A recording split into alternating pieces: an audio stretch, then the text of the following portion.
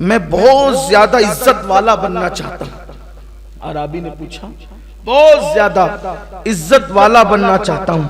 तो आकाए करीम सल्लल्लाहु अलैहि वसल्लम ने फरमाया, लोगों के सामने अल्लाह ताला के बारे में शिकवा शिकायत मत किया करो, तुम सबसे ज्यादा इज्जतदार बन जाओगे। अल्लाह की शिकायत नहीं करना किसी से। अब यहां थोड़ा सा मैं इस पर गुफ्तगू करूंगा। अल्लाह की शिकायत का मतलब क्या चल रहा है? अरे मौलाना बहुत मंदी है, बहुत परेशान है, बहुत बीमार है। चल लोग तो ये बहुत पता नहीं कितना याद कर लिया है कि बहुत बीमार है। कितने भी बीमार हो जाओ, कोई उसको मत कहा करो कि बहुत बीमार है, इसलिए कि 24 घंटे में घड़ी ऐसी आती है जो मकबूलियत की घड़ी होती है। बुखार होता है, आप बोलते बहुत बीमार है, अगर वो कबूल हो गया ना तो फिर वो बहुत बीमार हो ही जाएगा। अल्लाह की शिकायत मत करो। अगर बीमार हो तो दो लोगों के सिवा किसी को बीमारी नहीं बताना। बीमारी या तो तबीब को बताओ कि उससे दवा लो, या तो हबीब को बताओ कि उससे दुआ लो।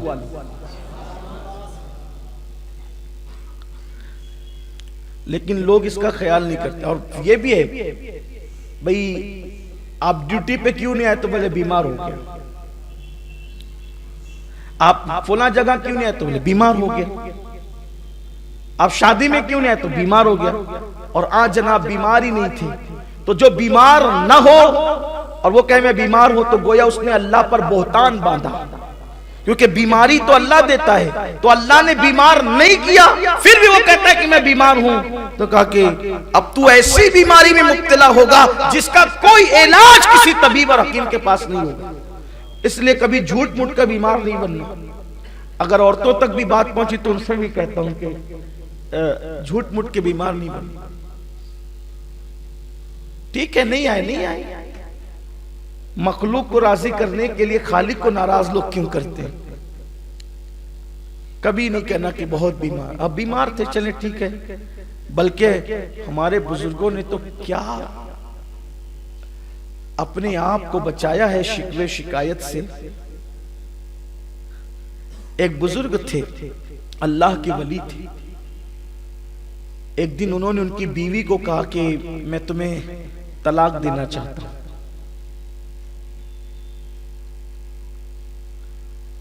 उनकी बीवी ने पूछा कि क्यों आप तलाक देना चाहते हैं मुझे, क्या मुझसे ऐसी गलती हो गई? तो उस बुजुर्ग ने, अल्लाह के वली ने फरमाया कि जब से तुम्हारा निकाह मेरे साथ हुआ और मेरा निकाह तुम्हारे साथ हुआ, हमारी एक दूसरे के साथ शादी हुई है, उस दिन से लेके आज तक तुम कभी बीमार नहीं पड़ी हो, इसलिए मैं तुम्हें तलाक देना चाहता हूं। क्योंकि अल्लाह बीमारी तो उसी को देता है ना जिसको वो महबूब रखता है।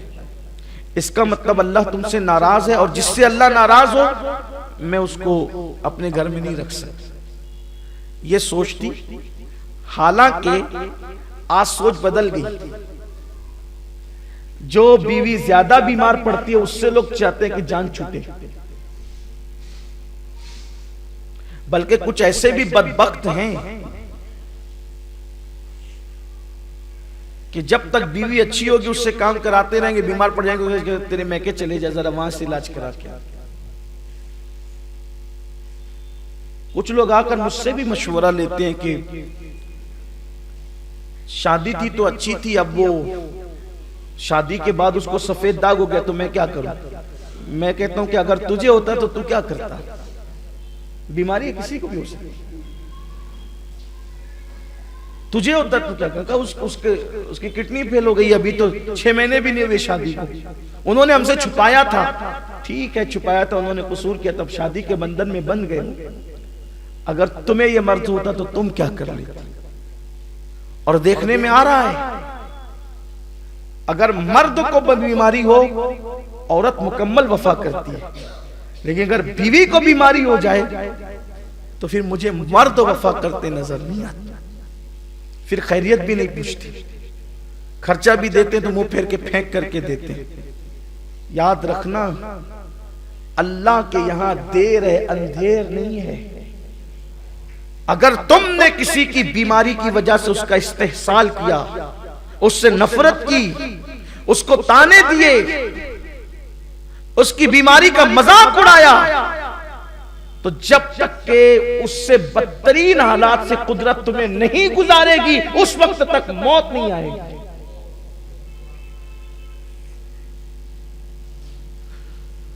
बीमारी पे लोग तलाक देने की बात करते हैं और वहां बीमार नहीं है, वो अल्लाह की वली कहते तुम बीमार नहीं पड़ती, इसलिए हो सकता है कि तुम मनहूस हो। नौसत की बीमारी तुम नहीं। कुछ लोग भी कहते हैं ना, बड़े होशियार, माशाल्लाह हम तो बहुत मस्त है, मजे में, हमें बीमारी नहीं पड़ते। जा भाई,